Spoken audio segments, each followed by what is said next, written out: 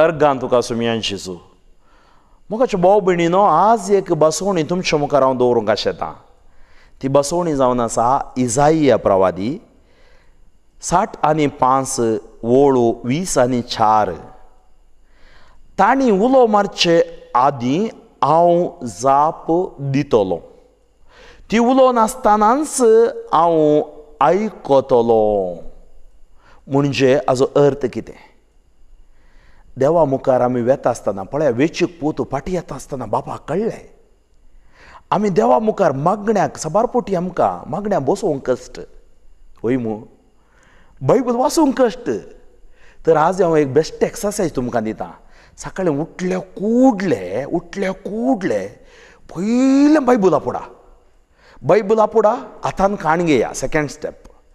Third step Bible उक्तो करा. Fourth step Bible पळयतना वाचूंक मन सुरू जाता. सो बेजीक स्टेप कितें म्हळ्यार हातान खाण घेवचें, म्हळ्यार बायबलाचो मोग करा. कित्याक हें देवाच्या कोरडांनी पयशे दिले मेळनातलें उतर आनी बसवण्यो. तांणी उलो मारच्या आदीं हांव जाप दितलो. म्हणजे केदाळ आमी देवा सांगाता बसता, मागण्याक बसता, बायबल वाचूंक बसता, देवाक कळीत आसा आनी देव आमकां जाप दिता, देव आमकां आयकता. ती उलो नासतनाच हांव आयकतलो. बायबल आमकां सांगता पळया, रोमाघरा बरयलें पत्र 8 वळू 27.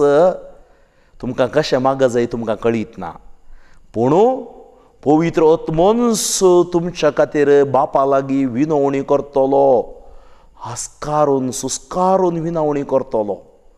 तर आमी देवा समोर वेता आसतना पवित्र आत्मो आमच्या खातीर देवा लागीं विनाती करता. त्या खातीर जेजू म्हणा लागलो तुमी मागण्या करतना पवित्र आत्म्या कडेन मागा.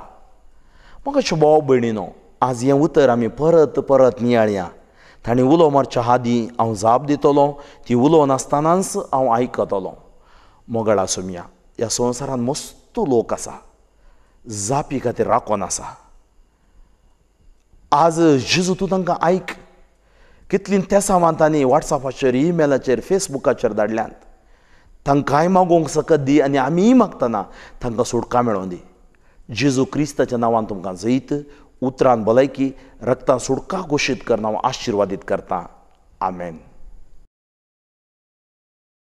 अर्गां तुका सुमया जेजू, होगळाप तुका सुमया जेजू. तुमचे लागीं वांटून घेवचें उतर किर्तन 103 वळू 1:5 पर्यंत. आत्म्या म्हज्या सर्वेस्पराची स्तुती कर, म्हणजे सगळे अंतस्करण ताची स्तुती करूं. आत्म्या म्हज्या सर्वेस्पराची स्तुती कर आनी ताचे उपकार केदींच विसार नाका. सगळे तुजे अपराध तो बक्षिता, सर तुज्यो पिडा पयस करता. तुजो जीव पोंडांतलो निवारता, तुज्या माथ्यार मोगाचो आनी काकुळटीचो मुकुट घालता. तुजी जीणभर आपल्या देण्यांनी तो तुका दादोशी करता. देव आमकां दादोशी करता, आमी दादोशी करता. देव दादोशी करता. तर कशें दादोशी करता? आत्म्या म्हज्या सर्वेस्पराची स्तुती कर. सगळे अंतस्करण म्हणजे म्हजी कूड आत्मो देवाक स्तुती करूं. ताचे उपकार केदींच विसार नाका. तर आमी कशें माग जाय? आमकां देवा नवो दीस दिल्ल्या खातीर अर्गां दी जाय. तकले तावन पांया पर्यंत हर एक विश्व्या खातीर आमी अर्गां दी जाय. म्हणजे दोळ्यां खातीर, नाका खातीर, तोंडा खातीर, वांटा खातीर, जिबे खातीर, ताळ्या खातीर, गळ्या खातीर आनी ह्या सगळ्या भुजां खातीर, हाडां खातीर, सांदां खातीर, भितर आसले विश्वे खंयचे स्थितीर आसात आमी नेणाव, cholesterol, fat, sugar, BP, uric acid, gall bladder problem, appendix problem, pancreas problem, ह्या दोडकरोळू चिक्ककरोळू प्रॉब्लेम आसा की किडनी प्रॉब्लेम आसा की आमकां कळीत ना, पूण आमी मागा जाय. उपकार देवाक अर्गां दी. तो कितें करता? सगळे तुजे अपराध तो बक्षिता. केदां बक्षिता? तूं स्तुती करतना, तूं नाका आराधन करतना. आराधनांत बोगसाणें आसा, स्तुतीन बोगसाणें आसा. आनी तुज्यो पिडा तो पयस करता. देवाक आराधन करतना आमच्यो पिडा शेडा पयस वेतात. तुजो जीव पोंडांतलो निवारता. तुज्या माथ्यार मोगाचो आनी काकुळटीचो मुकुट घालता. मोगासो आनी काकुळतीसो तो मोगासो दर्यो काकुळतीसो सागोर म्हणटा हांव आनी तुजी जीणभर आपल्या देण्यांनी भरता तुका दादोशी करता. सोमियान जेजू ह्या भुरग्यांक तूं दादोशी करूंक आशेताय. ह्या भुरग्यांक तूं स्तुती आराधन करूंक शिकयताय आनी आपोवणें दिताय. उपकार आठवणी करूंक तूं आमकां विसारताय. मात्र न्ही अपराध बोगसून पिडाशिडा गूण करताय. तर आज ह्या उतराच्या आदाराचेर आमची पिडाशिडा अंकर बंदपस बंदड सक्कड गूण जावनी म्हण हांव मागता. जेजूच्या नांवान हांव आशिर्वाद दितां. आमेन आमेन आमेन. अर्गां तुका सुमियान जेजू ओगळाप तुका सुमियान जेजू. मोगाळ भाव भयणीनो आज वांटून घेवनशें उतर आनी तें बसवणी. किर्तन 119 वाक्य ओळ 9. तरणाटो मनीस आपली साल निर्दोश कशी सांबाळीत तुज्या उतराक पाळो दिवन. How can young people keep their way pure by guarding according to your word. आज तरणाटी चिंतात ह्या संवसारांत खावो पिवो मजा करो खारे पियरे गम्मत मार आनी आमकां आयकता मजा मार खली मजा. खाणांत पियोवण्यांत मजा ना थंय सजा तें असमाधान सडटा. तर युवा जाणांनो तुमची साल आवय बापूय न्हू तुमच्या भुरग्यांक दिवची डिग्री तुमच्या भुरग्यांक शिकोवंक दिवचें शिकप ट्युशन ट्रेनिंगां हें सक्कड तांकां एक काम मेळशें करतलें. सालवासांव मेळचें बरें करिना. सालवासांव मेळचें जाल्यार आमच्या भुरग्यांनी देवाचें उतर वासी जाय मागणें करी जाय साक्रामेंतान जिये जाय. त्या खातीर आज किर्तनगार सांगता तरणाटो मनीस आपली साल निर्दोश ती कशी सांबाळीत. आज कितें सक्कड आमी करता निर्दोश जावंक या आमी सोबीत दिसोवंक पूण निर्दोश जावंक एकच वाट आनी एक सोबायती आमकां सोमी दिता ती जावन आसा ताचें उतर. तर मोगाच्या तरणाट्यानो युवक युवतीनो आनी तरणाटपणाच्या स्पिरितांत आसलेल्यानो तुमी हें उतर वाचा. सोम्याक साक्ष्य जाया सोम्या सांगाता समकया आनी सोमी तुमकां जैत दितलो.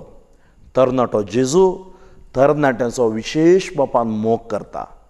ICYM YCS आनी विविध संघटनांनी वावर करच्या म्हज्या युवा जाणांनो जेजूचो मोग करा. पापा जुआंव पावल दुसरो म्हणा लागलो तुमी जेजूचो मोग करता जाल्यार तुमी कितेंच वगडायनात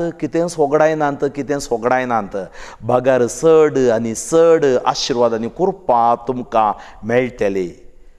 If you give yourself to Jesus, you will lose nothing, but you will gain more and more. मोगळा सुमियान जेजू सर युवक युवतीचेर तुजे आशिर्वाद घाल. कुटुंबांतच्या युवक युवतीचेर आशिर्वाद घाल. एग्जाम बरोवच्या युवक युवतीचेर आशिर्वाद घाल. कामां स्वच्छ युवक युवतीचेर आशिर्वाद घाल. सैरीक स्वच्छ युवक युवतीचेर आशिर्वाद घाल. अशें एक बरें क्रिस्ती कुटुंब बांदून हाडून तांकां कृपा बोळ गठाई तूं फावो कर म्हूण जेजू ह्या उतराच्या आदाराचेर हांव मागतां. आमेन. अर्गान तुका सुमियान जेजू होगळाप तुका सुमियान जेजू. आमी कशें माग जाय म्हणून आमकां ही ओळ शिकयता.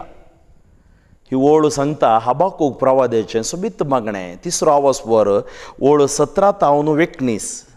कित्याक अंजुराचो रूख पालेवचो ना दाखोवल फळां दिवची ना जैतुनाचें उत्पन्न कांयच आसचें ना शेतां पीक दिवची नात इण्णांतल्यो शेळयो नपयस जातल्यो गोट्यांनी गोरवां आसची नात. तरी पूण हांव सर्वेस परातय संतोसतलो देवा म्हज्या तारकातय हांव उल्हास करतलो. सर्वेस्पर म्हजो देव म्हजें बोळ आनी म्हजें पाय तो मेरुवाच्या पांया सारकें सुडसुडीत करतलो आनी उंचायेर म्हजीं पावलां दवरूंक लायतलो. कितें सांगता ही ओळ. पळय अंजुराचो रूख पालेवचो ना दाखोवल फळां दिवची नात जैतुनाचें उत्पन्न कांयच आसचें ना शेतां पीक दिवची नात हिंडांतल्यो शेळयो नपयस जातल्यो गोट्यांनी गोरवां आसची नात. कोणाकी संतोश बरी जावंक साद आसा. पुरो नेगेटीव. कित्याक हें सांगता. आमचो हबाकूक प्रवादी सांगता देवा म्हजो आनी तुजो संबंद त्या अंजुरा खातीर दाखोवलां खातीर जैतुनाच्या उत्पन्ना खातीर पिका खातीर हिंडांतल्या शेळयां खातीर गोट्यांतल्या गोरवां खातीर न्ही. आज आमी बिझनेस जाल्यार मात्र देवा अशें म्हणटा आमी म्हणत आमच्या बिझनेसान फैल जावंक पुरो, भुरगीं पिढेन ती फुडें येवंक पुरो, कश्ट आसा जावंक पुरो, अनवरां येवंक पुरो, जाल्यारय हांव देवाक अर्गां दितां. अर्गां दितना कर्गां पयस येतात. तर आज आमी उतर सर्वेस्पराक पयलो जागो दिवया. हांव देवाचो मोग करतां केवल ह्या वस्तू खातीर मात्र न्ही, म्हजो जीव देवान दिल्लो जावन आसा. जीव दिल्ल्या देवाक हांव अर्गां दितां, जीव दिल्ल्या देवाक हांव वाखाणटां, जीव दिल्ल्या देवाक हांव महिमा दितां. आनी त्या दाळा आमच्या जिवितांत आशिर्वादां, बेसांवां, कुरपां फेकोवन आमकां लागता. तर मोगाच्या भाव भयणीनो, आमी मागया सोम्या जेजू. अंजूर असो रूख फाल्योवचो ना, दाखवल फळां दिवची ना, जैतुनाचें उत्पन्न कांयच आसचें ना, शेतां पीक दिवची ना, तिंडांतल्यो शेळयो पयस जाल्यारय, गोठ्यान गोरवां नातल्यारय हाबाकूक प्रवादी तुजे थंय संतोसता उल्हासच्या बरी. आमी तुजे थंय संतोसूंक उल्हासूंक आमकां फावो कर. आमचो मनोभाव तिदवी आमकां पवित्रत्मेच्या सक्तेन भर. अनकर, बनपस, बंदोडे आमचे तोंड पयस कर. जेजू क्रिस्ताच्या नांवान मोगाच्या भाव भयणीनो, तुमकां भलायकी, सुडका, आशिर्वाद हांव घोशीत करतां आनी तुमच्या खातीर हांव मागतां. सर पदवेदार देव, बाप, पूत आनी पवित्रत्म तुमचेर आशिर्वाद घालूं. आमेन. हालेलुया. Praise the Lord. मोगाच्या भाव भयणीनो, देव बरो दीस दिव तुमकां. देव बरो दीस हांव तुमकां मागतां जेजू क्रिस्ताच्या नांवान. आज तुमच्या लागीं वांटून घेवचें उतर लुकाचो वांजेल 16:27. पूण म्हाका कान दितेल्या तुमकां हांव सांगतां, तुमच्या दुस्मनाचो मोग करा, तुमकां द्वेशितेल्यांक बरें करा, तुमकां शिरापतेल्यांक आशिर्वाद दिया आनी तुमची निंदा करतल्या पासून मागा. मागणें म्हळ्यार कितें? थोड्या दिसा आदीं म्हाका एक तेसांव आयिल्लें. फादर आमकां आनी शेजाऱ्यांक दाळे झगडे तांच्या कडेन एक कार आसा, ती आमकां जाग्याचो न्याय आसा. तांचे कार वाटेर येताना एक्सिडेंट जावन मरोन दीत फादर. तें मागणें देव आयकना. कोणायकी दुखोवचें मागणें, नास करचें मागणें आयकना. पूण तुमी अशें मागयेत, देवा तांकां नास करनाका, पूण काळजाची दूख दिवन परिवर्तन दी. ती परिवर्तनां फाटीं येवं दी, तांकां दूख कळोवन फाटीं येवं दी. थोडे फावटी देव करता. जावं बरो पती पियेता जाल्यार तो तोंडान दवरतना कोडू ओंकारें जावन परिणाम जावं दी म्हूण मागा. खंडीत जावन देव सुटका दिता. आयचें वाचप कितें सांगता? दुस्मनाचो मोग करा. विविध नमण्याचे दुस्मान आमच्या जिवितांत. मनीस जावंक पुरो, कुटुंबान जावंक पुरो, आमच्या भितरच जावंक पुरो. आमी सामको दुस्मानी जावंक पुरो. थोड्या फावटी म्हजें तोंड सोमाना, नाक सोमाना, कान सोमानात, दोळे सोमानात. आमी त्या मिरारा मुखार रावतना पळया, देवाच्या येरार पळयता हांव. थोड्यांक तें टेरार आनी डरार जावन सोडटा. त्या खातीर आमी मिरर म्हणजे आरश्या मुखार रावतना आमी संतोश पावचे. आनी आमचो अर्सो क्रिस्ती भावार्थ्यांक देवाचे उपादेश. तुमकां द्वेशितेल्यांक बरें करा. आज मस्त जाण बरें करच्या दिसाक द्वेश करतात. तांकां बरें करा. तांच्या विशयान कितेंच वायट उलोवंक तुमी हेची गरज ना. तुमकां शिरापतेल्यांक आशिर्वाद दिया. पळय थोडे फावटी त्या पुता, ह्या पुता नाका जाल्लीं उतरां, नाका जाल्लीं शिराप दितात. शिरापतेल्यांक कितें दिया? आशिर्वाद दिया. तुमची निंदा करतल्या पासून मागा. जेजू निंदा करतल्या पासून मागलें, ताका शिरापतेल्यांक आशिर्वाद दिलें. कितें ताणें शिकयलें तें ताणें पाळ्ळें आनी आमी क्रिस्ताचे पाटलावदारी ताच्या बरी आमी करूंक जाय. तर जेजू क्रिस्ताच्या नांवान ही ओळ तुमकां सुडका हाडून दी, पेकोवन हाडून दी, बेसांव हाडून दी म्हूण हांव मागतां. जेजू तुज्या नांवान द्वेशाचो आत्मो, अनकराचो आत्मो, बनपसाचो बंदोडेचो आत्मो, शिरापाचो आत्मो, निंदेचो आत्मो सोडून वचून दी. पवित्रत्मेच्या सक्तेन भुरग्यांक बरो आनी हें वाचल्ल्या ह्या ओळीचे आशिर्वाद त्या सोर लोकांचेर देवन येवं दी. जेजू क्रिस्ताच्या नांवान तुमकां जैत उतरान भलायकी रक्तान सुडका घोशीत कर मागतां. आमेन. Praise the Lord. हालेलुया. मोगाच्यो भाव भयणीनो, आज तुमच्या लागीं वांटून घेवचें उतर जावन आसा लुकाचो वांजेल 16 ओळ 30:7 आनी 30:8. हेरांची झडती करिनाकात आनी तुमची झडती जावची ना. हेरांचेर अपराधी म्हूण फैसाल दिनाकात आनी तुमचेर अपराधी म्हूण फैसाल जावचें ना.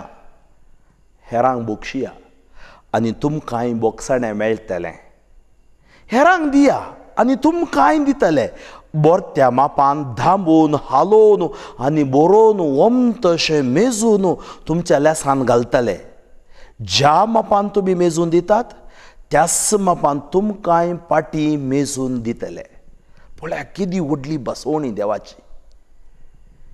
हेरांची जडती करिनाकात. आमी बसून सबार पोटी दुसऱ्यांची जडती करता. ती तशी ही अशी आमच्या कांटी बोर दांपून दुसऱ्यांच्या मुठी बोर उस्तूंचे आमच्या उलोवण्या घरांनी जावं पुरो पवित्र सभे विशांत हेरांच्या कुटुंबा विशांत आमी तशें करचें न्हय. हेरांची जडती करूंक वचनाकात. तुमची जडती जावची ना. हेरांचेर अपराधी म्हूण फैसाल दिनाकात. तुमचेर अपराधी म्हूण फैसाल जावचें ना. हेरांक बोक्षिया आनी तुमकांय बोगसाणें मेळटलें. हेरांक दिया आनी तुमकांय दितले. हेरांक बरें दिया, मोग दिया, तुमकां फाटीं मोग मेळटलो. द्वेश मेळ्ळ्यारय तुमी मोग दिवचो रावोंक नाकात. जेजून आमकां शिकयलां तुजे दुस्मनाचो मोग कर, दगदींतल्यान पासत माग. कशें आमी दिता आसतना बोरत्या मापान धांबून हालोवन आनी बरोवन तशें मेजून आमच्या लेसान घालतले. ज्या मापान तुमी मेजून दितात त्याच मापान देव दितलो. तर खंयच्या मापान आमी दिता? आमी देवाक दिवचो वेळ, मागण्याक दिवचो वेळ, पवित्र सभेक दिवचो वेळ, पवित्र येवकारिस्ताचो वेळ. तो वेस्ट न्हय. सांवपुरो तूं गवळी परिशदांत आसाय, फायनान्स कमिटींत आसाय, ICYMांत आसाय, YCSांत आसाय, मोरियाल सोडेलिटींत आसाय, विन्सेंट डे पॉल सोसायटींत आसाय, तुज्या DSCच्या आयोगांत तूं आसाय. तर देवान तुका दिल्लें देणें होगडाय नाका. कितें तूं दिताय वर्त्या मापान देव तुका दितलो. मोगळा सुमया जेजू ही ओळू ह्या लोकांक आशिर्वाद हाडून दी. आमी जडती करनासतना दुसऱ्यांक अपराधी म्हूण फैसाल दिनासतना बोगसून मोगान मागण्यान आनी सोड दोडीन जिवचें भाग आमकां फावो कर. आमकांय दिवचें बरें मोन तूं फावो कर म्हूण आमी मागता. सर्वपदवेदार देव बाप पूत आनी पवित्रात्मा तुमचेर आशिर्वाद घालूं. आमेन. अर्गान तुका सुमया जेजू, होगळाप तुका सुमया जेजू. मोगाळ भाव भयणीनो, आज तुमच्या लागीं वांटून घेवची बसवणी माथ्या वाचोवांजेल 7वा वस्वर 7:11. मागा सोदा बोडया. मागा आनी तुमी घेतल्यात, सोदा आनी तुमकां मेळटलें, बोडया आनी तुमकां उक्तें जातलें. निजाकी जो कोण मागता तो घेता, सोदतल्याक मेळटा, बोडयतल्याक उक्तें जाता. तुमचे भितरलो कोण तो बापूय उंडो मागतल्या आपणा पुताक पातर दीत, वा माटली मागतल्याक जीव धाड दीत. तुमी कोटे जर तुमच्या भुरग्यांक बऱ्यो वस्तू दिवंक जाणात तर तुमचो सर्गीचो बाप आपणा लागीं मागतल्यांक कितल्यो सोड बऱ्यो वस्तू दिना जायत. एक सांगणी आसा, देव दिता आनी बोक्षिता, मनीस घेता आनी विसरता. पूण नेचर आमकां बोक्षिनाकय. इंग्लीश भाशेन अशें म्हणटात, God gives and forgives, man gets and forgets, but nature will never forgive you. म्हणजे नॅचरल कलामिटी येतना आमी सक्कड येता, बरे येतात, कोठे येतात. त्या खातीर जेजून सांगलां आमकां तयार रावोंक. तर आयच्या अंतू आमच्या मागण्याक कसली सकत आसा पळया. मागा आनी तुमी घेतल्यात. कशें मागा जाय? आमच्या बापा सर्गीच्या तुजें नांव पवित्र जावं, ताका स्तुती दिवन मागा जाय. तुजें राज येवं, ताज्या राजा खातीर मागा जाय. तुजी खुशी जावं, ताज्या खुशये खातीर मागा जाय. तुजी खुशी सरकार जाता तशी संवसारान जावं. आमी कितें म्हणटा, आमच्या बापा सर्गीच्या तुजें नांव पवित्र जावं, खंय इगर्जे भितर, भायर म्हजेंत नांव पवित्र जावं.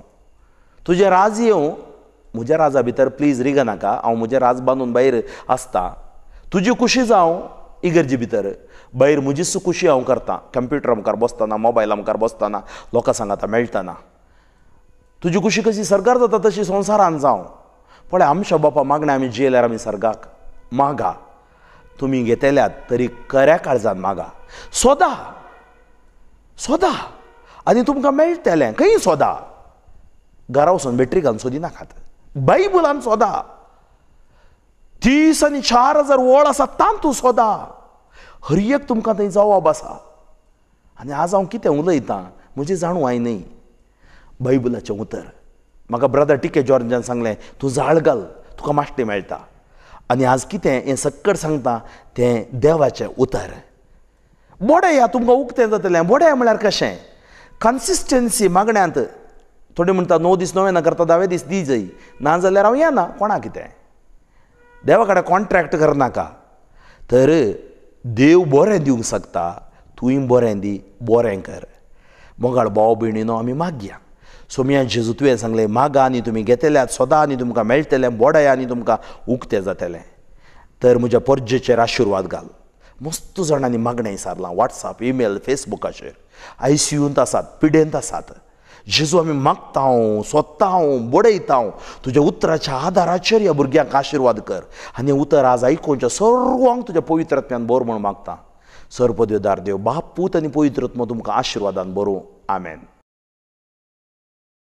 अर्गां तुका सुमियान जेजू, होगळाप तुका सुमियान जेजू.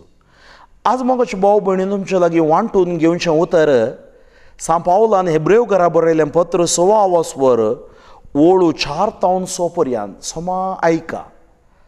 भावार्थाचे देणे होगडायिल्ल्यांनी मोन बदलेशें करन देवा थंय तांकां पाटी हाडूंक कोणाकी साद आसा गाय. कोणें? भावार्थाचे देणे होगडायिल्ल्यांनी. एक पावटी देवाचो तांकां उजवाड मेळिल्लो. बावतिस्म तांणी काणी गेल्लो, तिरावणी तांणी काणी गेल्लो, कुमगार तांणी काणी गेल्लो, लग्न साक्रामेंत तांणी जोडिल्लो. देवाच्या आत्मीक देण्याची तांणी रूस साकल्ली. देवाचें उतर कितें, मागणें कितें, मागण्याची सकत कितें, रूस साकल्ली. आनी पवित्र आत्मे थंय ती एकवटलेली. सुवार्थेन ती आसली जावं पुरो, विनवण्याच्या पंगडान ग्रुपांत आसली जावं पुरो, इंटरसेसरी प्रेयर म्हणटा आमी. देवाच्या उतराची गोडसाण आनी येवसो आसा त्या काळाची सकत कितें म्हूण अनुभव तांणी जोडिल्लो. पूण उपरांत ती भावार्थान दंडळ्ळी. तसल्यांनी मोन बदलून देवा थंय परतोवंक असाध्य. कित्याक ती देवाच्या पुताक परत्यान कुरसायतात आनी ताका उक्त्यान अकमान करतात. कसलें एक उतर. तर हांव सोमयाक परत्यान कुरसायतांगी, उक्त्यान अकमान करतांगी. भलायकी आसून थोडी मिसाक वचनात. देवा विरोध प्रतिभटन करतात. हांवें काल्याक वचचय, हांवें काल्या दांत एक वांटो दिजय, इगर्जीन नांगी, हांवें काल्या पाद्रेबान सांगलें आयकजय, हांवें काल्या तशें करीजय. जावं पुरो हांव गल्पांत आसां, परगांवांत आसां, मेळचो तो शुक्रार आनी सोनवार हांव घट्ट न्हिदतां, हांव इगर्जी वचना. कोणा खातीर वेचा हांवें आनी तुवें? साबार जाणांनी आज भावार्थ होगडायला. नांवाक मात्र क्रिस्तांवां. तेंचो सांगता सांब पावलो ही जागोडेची बसवणी भावार्थाचे देणे होगडायिल्ल्यांनी मोन बदलीशें करन देवा थंय तांकां पाटी हाडूंक कोणाकी साध्य आसा गाय? आमकां कोणाकी साध्य ना. आमी ताच्या खातीर मागयेत. कांगनाडे भाशेन सांगणी आसा, नांव बुद्धी ಹೇಳ್ತೀವಿ, ಪೊಲೀಸ್ ಸ್ಟೇಷನಲ್ಲಿ ಗುದ್ದಿ ಹೇಳ್ತಾರೆ. देव बुद्धी ಹೇಳ್ತಾರೆ, गुद्दी ಹೇಳ್ತಾರೆ. देवाक ಗೊತ್ತಾसा कशें हाडी जाय म्हणून. एक पावटी देवाचो तांकां उजवाड मेळिल्लो. देवाच्या आत्मीक देण्याची तांणी रूस साकल्ली.